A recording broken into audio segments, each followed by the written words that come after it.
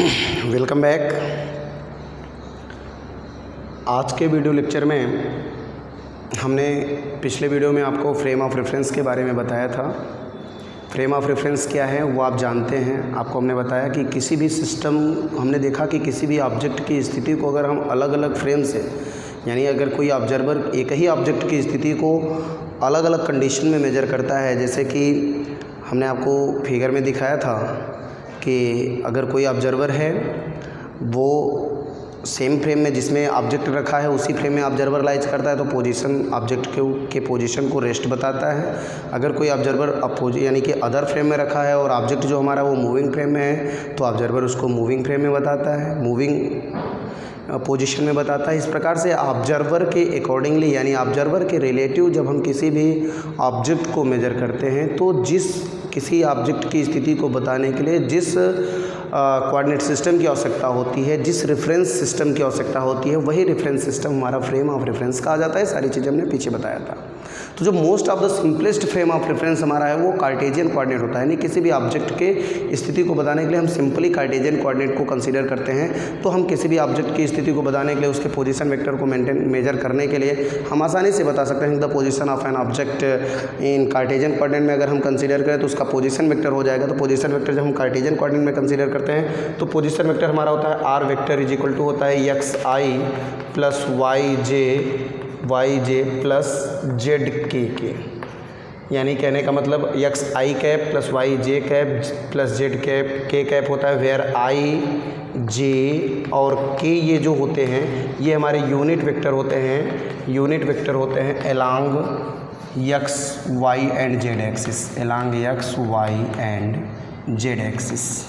X और Y और Z axis के सापेक्ष ये जो आई जे के होते हैं ये हमारे यूनिट वेक्टर होते हैं, एक्स आई वाई जे और जेड के। यानी यदि किसी ऑब्जेक्ट को हम कंसीडर करते हैं, उसकी इवेंट को, ऑब्जेक्ट के पोजीशन को हम कार्टेशियन कोऑर्डिनेट में कंसीडर करते हैं तो उसके पोजीशन वेक्टर को हम लिखेंगे, position vector R is equal to X I plus Y J plus Z K लिख सकते हैं। तो सिंपली हम इस प्रकार से इसको कह सकते हैं, उसके पोजीशन वेक्टर को हम इस प्रकार से मेजर कर सकते हैं, लिख सकते हैं कि the simplest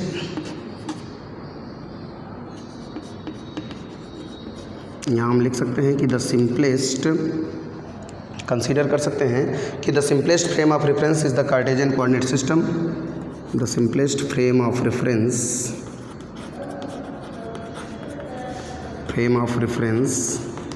is the Cartesian coordinate system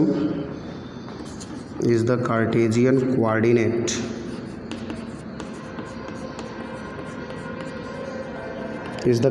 Cartesian coordinate system। इस प्रकार से हम लिख सकते हैं in which the position of particle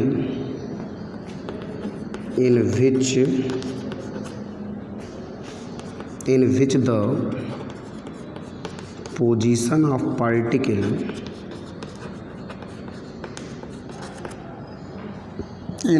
the position of particle in which the position of particle is specified by the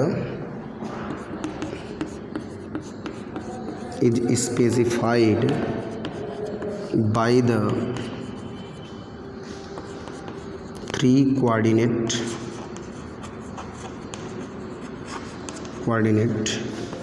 x, y and z,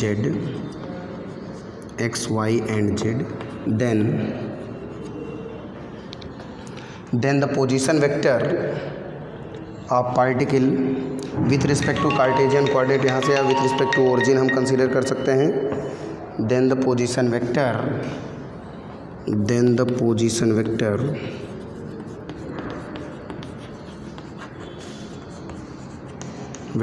of a particle with respect to origin अगर हम consider करें तो r is equal to हो जाएगा X I plus Y J plus Z K. ठीक है, X I plus Y J plus Z K. ठीक है, वेयर आई जे के यूनिट वेक्टर हैं अलोंग 3 एक्सिस। ठीक ना, वेयर यहाँ लिख सकते हैं आप, वेयर आई जे के is the unit vector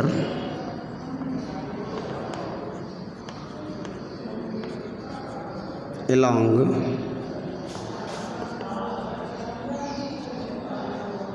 3 axis, ठीक है, where I J K is the unit vector along 3 axis, ठीक है। इस प्रकार से हमने यहाँ लिखा the simplest frame of reference is the Cartesian coordinate system in which the position of particle is specified by the 3 coordinate axis, 3 coordinate X Y Z, then the position vector of a particle with respect to origin is position vector निकालेंगे R is equal to X I plus Y J plus Z K हो जाएगा। जैसे यहाँ consider करते हैं इस प्रकार से, जैसे हमने मान लिया कि एक फ्रेम ऑफ रेफरेंस हमने ले लिया ये, ठीक है, इस प्रकार से हो गया। हमने मान लिया कि यहाँ पे कोई ऑब्जेक्ट हमारा है, ऑब्जेक्ट का जो कोऑर्डिनेट है वो एक्स वाई और जेड है, यानी एक्स एक्सिस में एक्स यूनिट पे, वाई एक्सिस में वाई यूनिट पे, जेड एक्सिस में जेड यूनिट पे। तो अगर हम इसको ओरिजिन से कंसीडर करें तो ओरिजिन से अगर हम इस प्रकार से सीधे यहाँ मेजर करें इसको, अगर हम इसको सीधे यहाँ मेजर करें तो सीधे इसकी जो यहाँ होगी तो इसको हमने पोजीशन वेक्टर आर मान लिया। अब यहाँ आर में देखिए ये एक्स यूनिट पे, ये इधर वाई यूनिट पे और ये इधर जेड यूनिट पे। तो आर वेक्टर को हम यहाँ अगर लिखें, आर वेक्टर को अगर हम कंसीडर करें तो आर वेक्टर क्या है, यहाँ आर हमारा जो है, ये आर जो पोजीशन वेक्टर है ये एक्स वाई और जेड तीनों एक्सिस में बिलोंग करता है, इसलिए R position vector is equal to हम यहाँ लिख सकते हैं ओरिजिन के सापेक्ष जब कंसीडर करेंगे तो इसके पोजीशन को लिख सकते हैं X I plus Y J plus Z के। इसके आधार पे हम यहाँ से वेलोसिटी और एक्सीलरेशन निकाल सकते हैं। अगर हमको वेलोसिटी निकालना है तो हम यहाँ लिख सकते हैं कि देन यहाँ लिख सकते हैं आप देन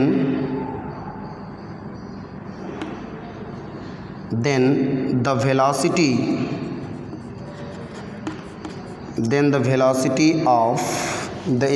वेलोसिटी u, यहाँ कंसीडर कर लेंगे, then the velocity u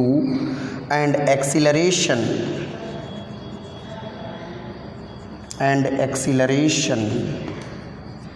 a u vector quantity है तो वेक्टर लगा दीजिए, a of particle is given bye,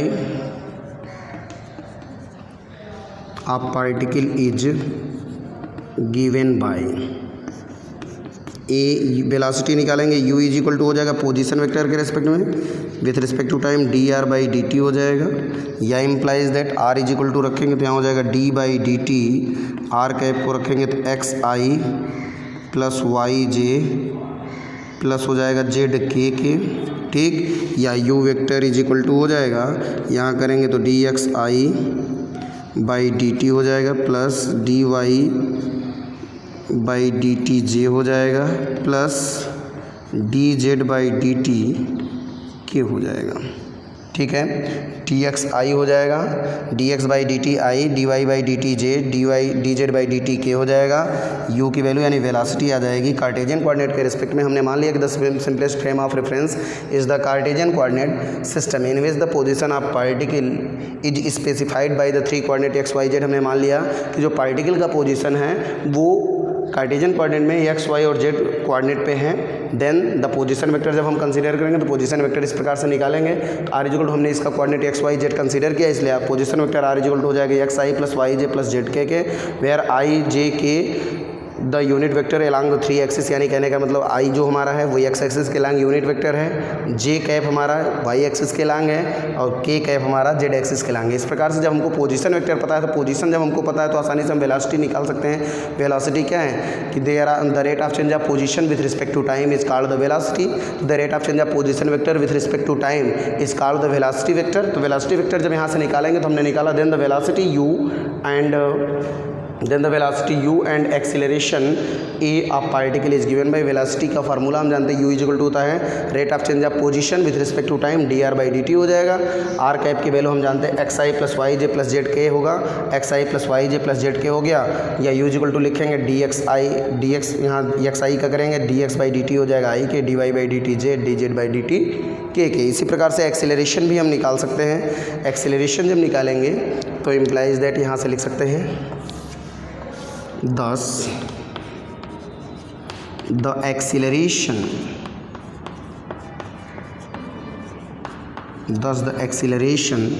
of particle is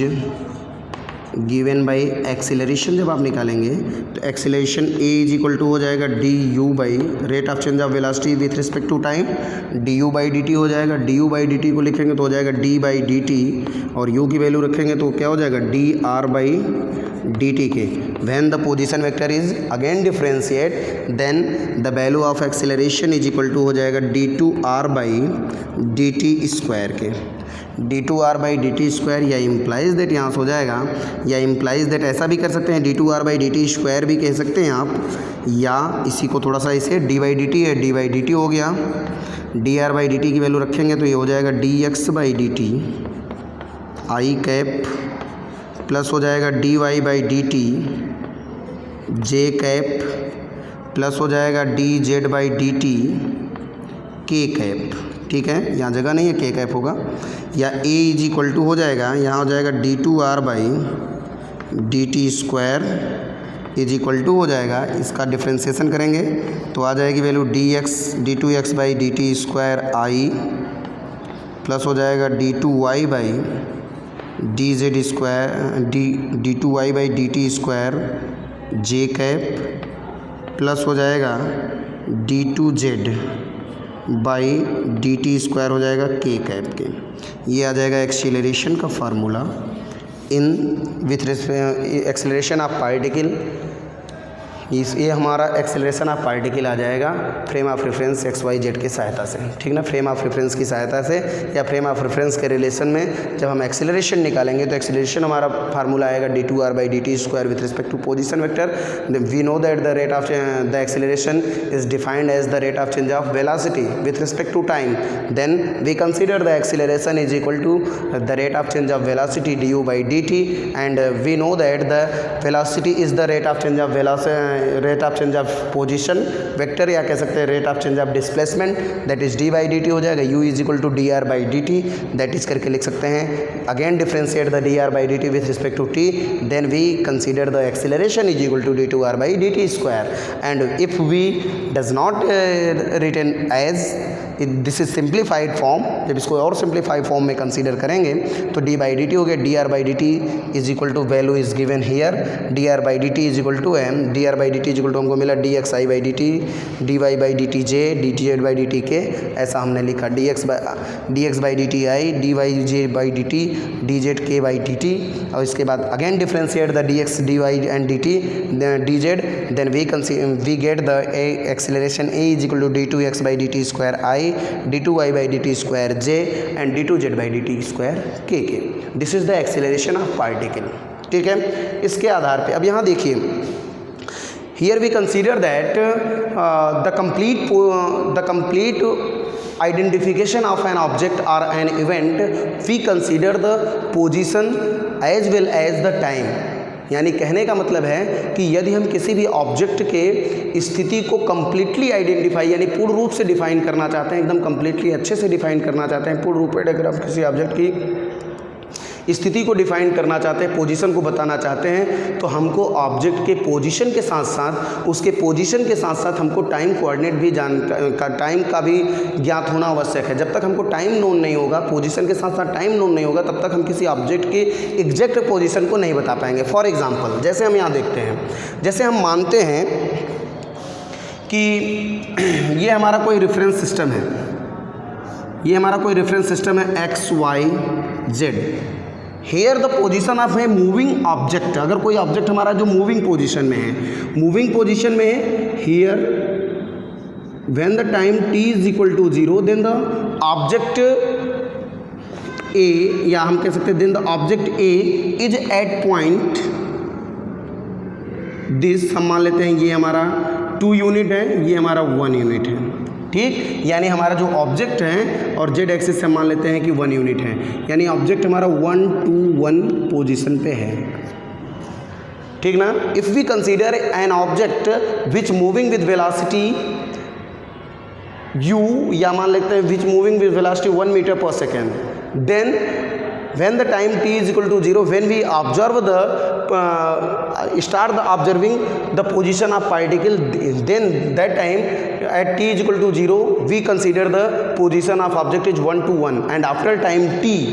T time के पश्चात उसकी कंडीशन क्या होगी। 1 मीटर पर सेकेंड की स्पीड से चल रहा है तो टी टाइम में कितने, यानी कि 1 सेकेंड में 1 मीटर जाता है तो टी टाइम में कितना होगा, टी मीटर जाएगा। ठीक, after time T that their position is here but if we not consider the exact time, यानी if we don't know the time, यानी कि यदि हमको टाइम के बारे में पता नहीं है, हम मानते हैं कि कोई भी ऑब्जेक्ट हमारा कंसीडर है, किसी भी ऑब्जेक्ट को कंसीडर करते हैं, वो मान लेते हैं कि वो v वेलोसिटी से मूव करता है या 1 मीटर पर सेकंड की वेलोसिटी से मूव करता है, 2 मीटर पर सेकंड की वेलोसिटी से मूव करता है। लेकिन अगर हम आपसे पूछे कुछ समय के बाद उसकी स्थिति क्या है, तो आप कुछ समय के बाद उसकी स्थिति क्या बताएंगे कि वो 2 मीटर पर सेकंड की स्पीड से चल रहा है। लेकिन आप ये बता सकते हैं कि 1 सेकंड के बाद वो 2 मीटर पर सेकंड की स्पीड से अगर वो चल रहा है तो 1 सेकंड के बाद वो 2 मीटर की दूरी पे गया होगा, यानी यहाँ से 1 सेकंड के बाद वो कहाँ पे रहेगा, यहाँ से 2 मीटर की दूरी पे रहेगा। ऐसा हम बता सकते हैं जब हमको टाइम पता रहेगा तब। अगर हमको टाइम कोऑर्डिनेट नहीं पता है तो हम इसकी कंप्लीट पोजीशन को नहीं मेजर कर पाएंगे। ठीक, हम इसके पोजीशन को जान के 1 to 1 है और 1 में 2 मीटर पर सेकंड की स्पीड से चल रहा है, हमको टाइम नहीं पता है, हमको ये कह दिया जाएगा कुछ समय के बाद ऑब्जेक्ट की स्थिति क्या होगी, तो हम कुछ समय के बाद ऑब्जेक्ट की स्थिति को बता नहीं सकते हैं। तो इसलिए for a complete identification of an event या of a particle we consider the position and time,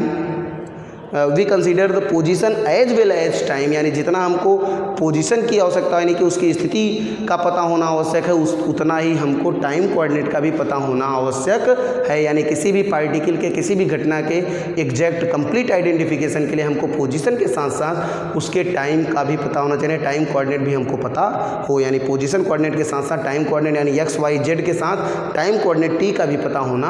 आवश्यक है। और यही जो हमारा, जब हम पोजीशन के साथ साथ टाइम कोऑर्डिनेट कंसीडर करेंगे, एक्स वाई जेड और टी, ये जो 4 कोऑर्डिनेट सिस्टम से बना हुआ जो हमारा सिस्टम होगा, जैसे कि ये कार्टेशियन कोऑर्डिनेट हमने माना कि फ्रेम ऑफ रेफरेंस हमारा क्या है कि सिंपलेस्ट, हमने यहाँ लिखा the simplest frame of reference is the Cartesian coordinate in which the position of a particle is specified bye 3 coordinate. ठीक ना, यानी सिंपलेस्ट हमने माना। लेकिन जब हम टाइम कोऑर्डिनेट को कंसीडर करेंगे तो ये 4 कोऑर्डिनेट सिस्टम से बना हुआ जो फ्रेम ऑफ रेफरेंस होगा उसको हम space time frame of reference बोलते हैं। For a complete identification of an object, of an event or a particle, we must be consider the position with position as well as time। हमको position की आवश्यकता के साथ साथ क्या किसकी आवश्यकता अवश्य होनी चाहिए, टाइम की भी आवश्यकता होनी चाहिए फॉर ए कंप्लीट आइडेंटिफिकेशन। और then we consider the position and time coordinate, then the this 4 यानी कि the position and time coordinate system is completely, यानी कि कह सकते हैं कि when we consider the position and time coordinate together, एक साथ हम कंसीडर करेंगे, एक साथ जब हम पोजीशन और टाइम कोऑर्डिनेट को मेजर करेंगे, then the 4 coordinate system in which 3 position coordinate and 1 time coordinate make the 4 coordinate system, and this 4 coordinate system is known as the space time coordinate system। तो यहाँ हम लिख सकते हैं इस प्रकार से, यहाँ कह सकते हैं इस प्रकार से। देखिए हमने यहाँ बताया आपको कि हम इसको निकालेंगे तो किसी भी ऑब्जेक्ट की एग्जैक्ट स्थिति को बताने के लिए हमको पोजीशन के साथ साथ टाइम कोऑर्डिनेट की भी आवश्यकता होती है। इस प्रकार से हम यहाँ लिख सकते हैं, इस प्रकार से हम यहाँ लिख सकते हैं, क्या लिख सकते हैं, लिख सकते हैं for a complete identification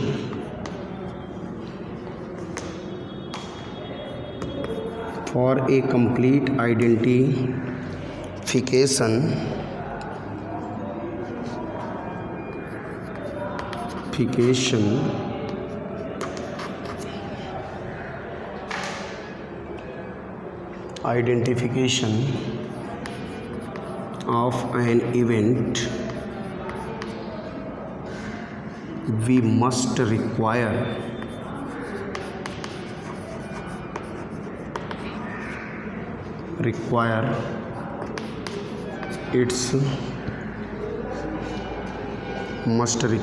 its position,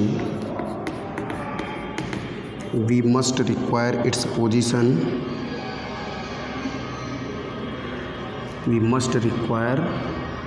its position and time of occurrence,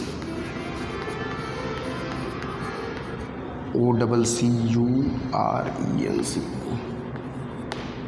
ठीक है, यहाँ से लिख सकते हैं 10 in addition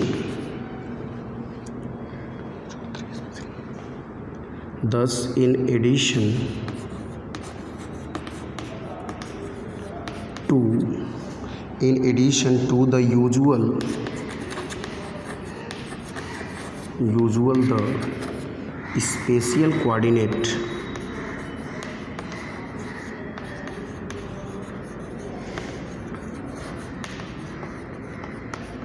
XYZ spatial coordinate XYZ, we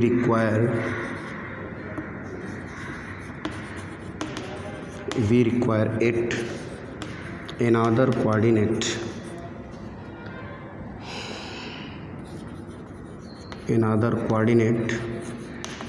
that of time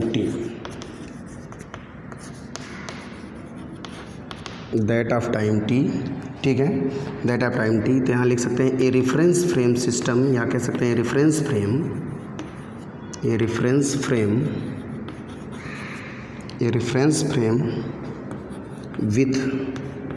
with such four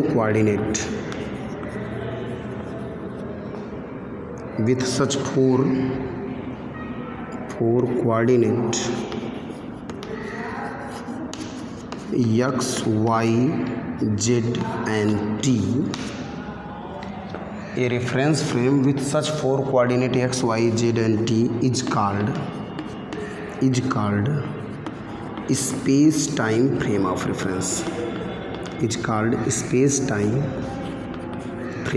reference.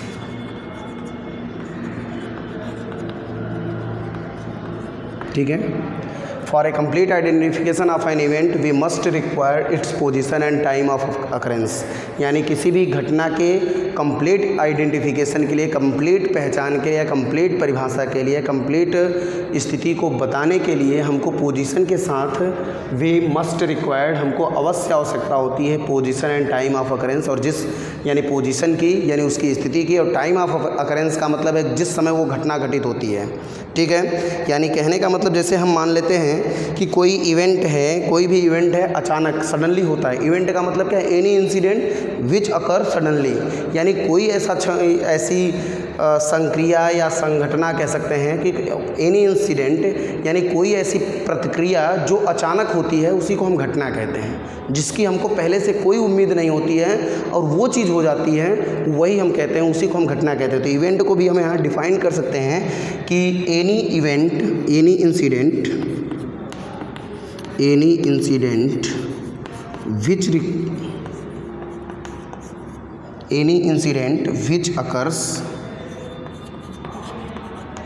which occurs suddenly,